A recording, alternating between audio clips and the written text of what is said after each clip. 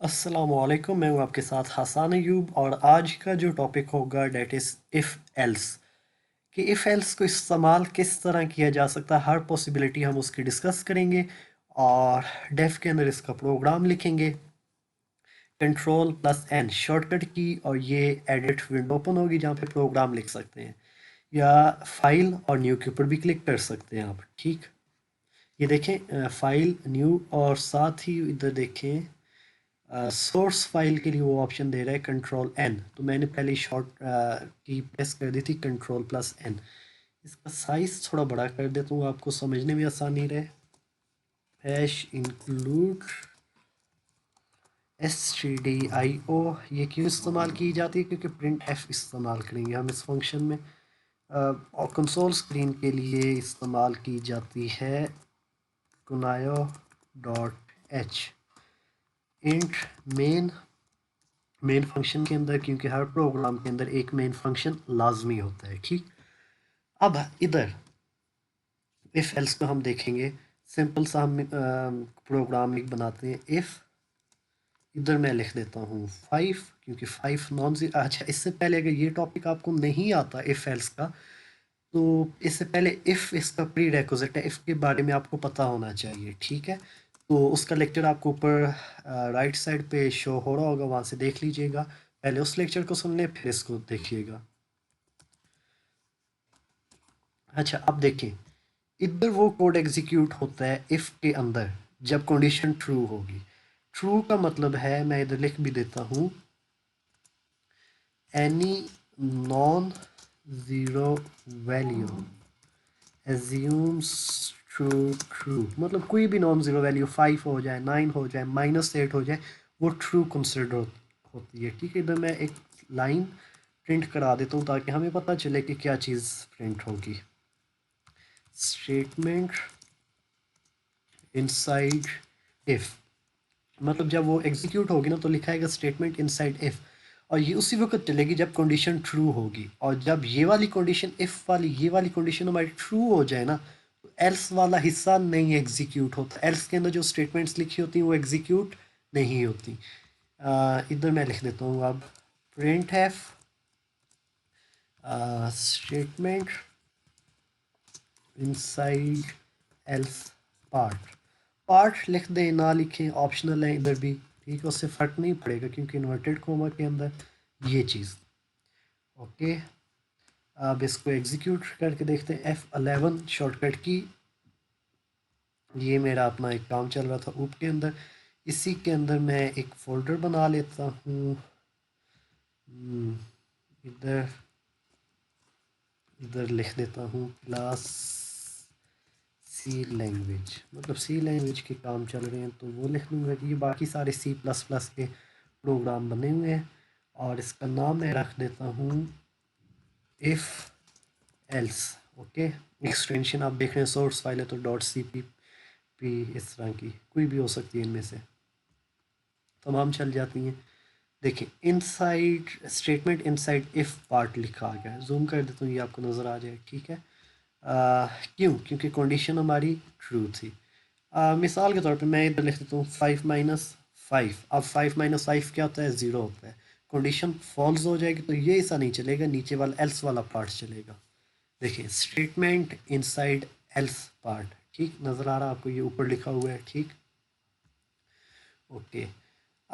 ये तो अब देखें, इधर एक बड़ी इंपॉर्टेंट चीज़ है। कमेंट को फ़िलहाल मैं मिटा देता हूँ क्योंकि आप लोग कंफ्यूज ना हो उस चीज़ से। अब देखें, इफ़ है ना, तो इफ़ के आगे इधर टर्मिनेटिंग साइन नहीं लगा सकते। इफ़ एल्स है मतलब अब हमारा क्या पार्ट चला है? इफ़ एल्स स्टेटमेंट चल रही है, तो इसमें इफ़ के आगे स्टेटमेंट टर्मिनेटर नहीं लगा सकते। क्यों?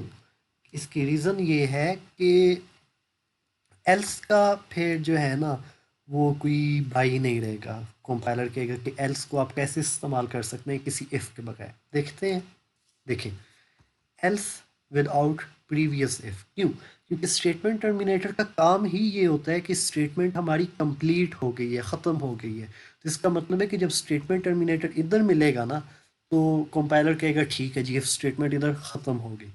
अब साइंटेक्स के मुताबिक जब ये एल्स वाली हिस्से पे ट्रांसलेशन या कंपाइलर पहुंचेगा, तो कंपाइलर कहेगा कि एल्स को तो यूज़ किया है, तो इसका प्रीवियस इफ काम पे है, ठीक, तो हमारा ये एरर आएगा असल में। ओके, इधर अगर लगाते हैं तो देखें क्या होता है। कुछ भी नहीं हुआ, स्टेटमेंट इनसाइड एल्स पार्ट, ये चीज़ चल गई है, ठीक है। उम्मीद है कि आपको समझ आ चुकी होगी। अच्छा, इसको ना वो तो चलनी है क्योंकि ऊपर वाली कंडीशन फॉल्स है। अब इधर मैं फिर दोबारा से इफ़ वाली को ट्रू कर देता हूँ। 5 है ना, नॉन ज़ीरो है, ट्रू है, ठीक है। अब देखिएगा इसको ध्यान से, बल्कि एक मिनट, इधर मुझे \n लगाने दें ताकि नीचे वाली लाइन पे आउटपुट शो हो, आपको समझा सकूँ। अब देखें, जब मैंने इस जगह पे ये वाला स्टेटमेंट टर्मिनेटर लगाया ना, तो नीचे वाली बॉडी का हिस्सा एल्स वाले से ख़त्म हो गया। इसका मतलब है कि एल्स वाली स्टेटमेंट इधर है, कंडीशन ऊपर वाली फॉल्स हो, एल्स के अंदर कुछ भी एग्जीक्यूट नहीं करवा रहा। देखें, कंडीशन ट्रू थी, ऊपर वाली चीज़ चली है, ठीक है। स्टेटमेंट इनसाइड इफ पार्ट, ठीक है। असूल के मुताबिक, आप लोगों के दिमाग के मुताबिक जो आपके माइंड में भी चल रहा होगा वो ये है कि यार कंडीशन ट्रू है तो फिर एल्स वाला पार्ट क्यों चला, एल्स वाला पार्ट तो नहीं चलना चाहिए क्योंकि कंडीशन ट्रू हो गई है। तो एल्स वाला पार्ट इस वजह से चला है, ये नीचे वाला, क्योंकि एल्स के आगे टर्मिनेटिंग साइन लगा दिया। तो इसका मतलब है कि एल्स का हिस्सा इधर ख़त्म हो गया। ये वाली जो बॉडी है उसका इफ़ के साथ कोई, मतलब एल्स के साथ कोई हिस्सा नहीं है, इस वजह से ये वाली लाइन हमारी एग्जीक्यूट होगी, ठीक। उम्मीद है कि समझ आ गई होगी। एक प्रोग्राम मैं बना के दिखाता हूँ, हैश इंक्लूड और stdio.h। अब एक प्रोग्राम इस वजह से, क्योंकि प्रोग्राम जब आप बनता हुआ देखेंगे, वेरिएबल यूज़ होंगे, तो उसमें आपको समझ आएगी कि अच्छा कैसे काम होता है असल में। इंट में काम ये होगा कि यूज़र से एक नंबर लेंगे और चेक करेंगे कि वो इवन है या ओड है by using the if else statement, ठीक। इंट एन, एन एक वेरिएबल है जिसकी टाइप है इंटीजर, ठीक। प्रिंट एफ लगाऊंगा और कहूँगा प्लीज़ एंटर एनी नंबर, ठीक। फॉलन लगा देता हूँ। Terminating sign scanf user से वैल्यू लेने के लिए इस्तेमाल होती है। दो इसके पैरामीटर्स होते हैं, पहले में फॉर्मेट स्पेसिफाई, कॉमा लगा के एड्रेस ऑपरेटर के साथ वेरिएबल का नाम, मतलब जिस वेरिएबल एन वेरिएबल है तो एन लिख दिया, ठीक। अब जो भी यूज़र नंबर एंटर करे, हमें नहीं पता वो इवन होगा या ओड, वो गया है एन वेरिएबल में। अब हमने एज अ प्रोग्रामर लॉजिक लगा के बताना है कि जो नंबर आपने एंटर किया है वो इवन है या ओड। अब ये तो दो कॉन्सेप्ट्स एक साथ, कि इफ एल्स कैसे इस्तेमाल होता है, दूसरा मॉडुलस ऑपरेटर का क्या काम है, ठीक है। मॉडुलस ऑपरेटर हमेशा जो रिमाइंडर होता है वो आंसर में देता है, ठीक।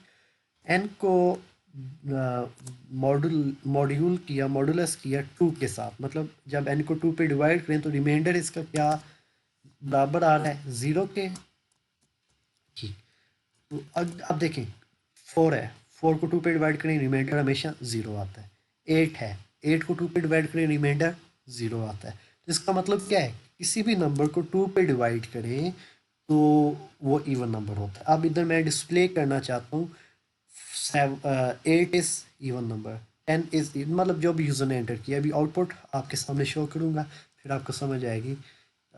वेरिएबल की वैल्यू डिस्प्ले करनी है तो इधर मैंने क्या लिख दिया, फॉर्मेट स्पेसिफाई इज इवन। क्यों, क्योंकि जब ये कंडीशन ट्रू होगी ना तो उसका मतलब है कि ये इवन नंबर है। लॉजिक, क्योंकि टू पे किसी भी नंबर को डिवाइड करें और रिमाइंडर ज़ीरो आ जाए तो वो नंबर होता है इवन, ठीक।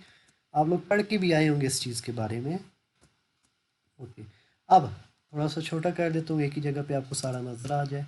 ओके, अब एल्स वाला हिस्सा हमने चलाना है, एल्स, और इधर मैं लिख देता हूँ प्रिंट एफ और percent percentage d is odd, odd number, ठीक।